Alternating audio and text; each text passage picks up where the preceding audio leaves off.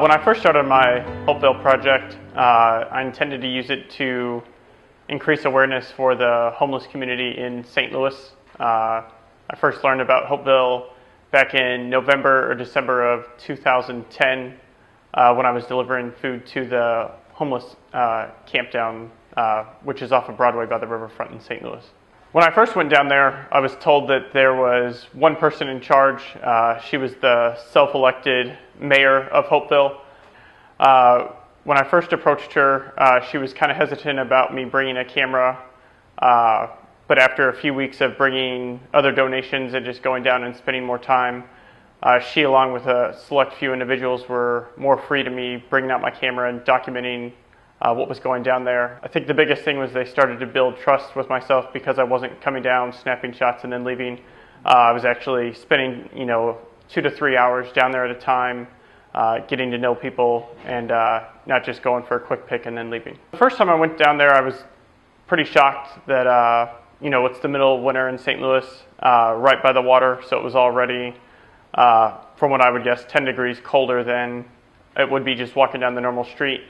And at that point, there were probably 60 people living in tents,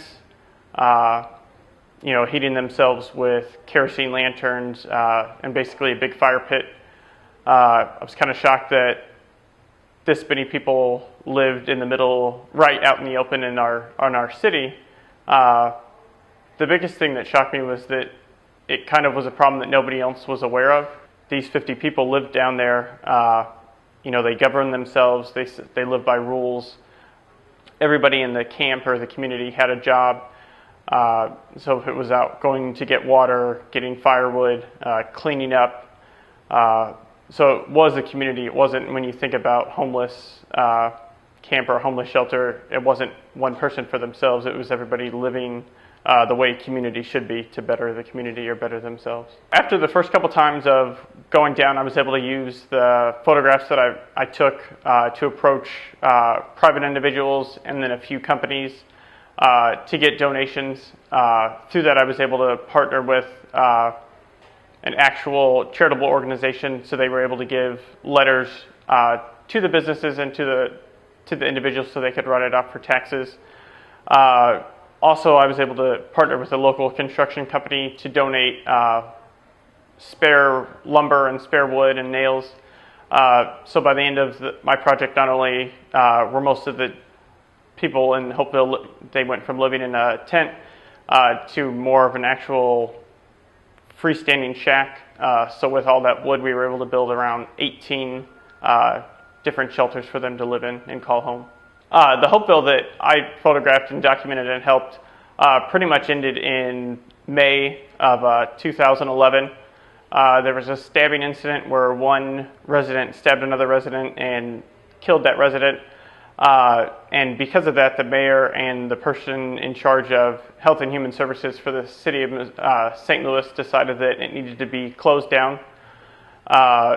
So all the residents were originally told that they would have to be out within 2 weeks. Most people, because they didn't want to move to another shelter, ended up migrating and moving on their own.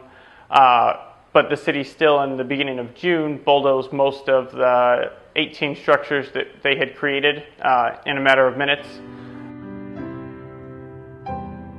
When I started here, actually a transfer from Merrimack. So I started in AP Photo 1, my junior year here.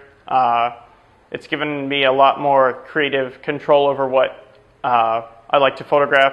So in previous classes, you're told go out and photograph this, whereas in AP Photo 2 and then senior seminar, we actually have to create our projects and we have to create an artist statement and a thesis.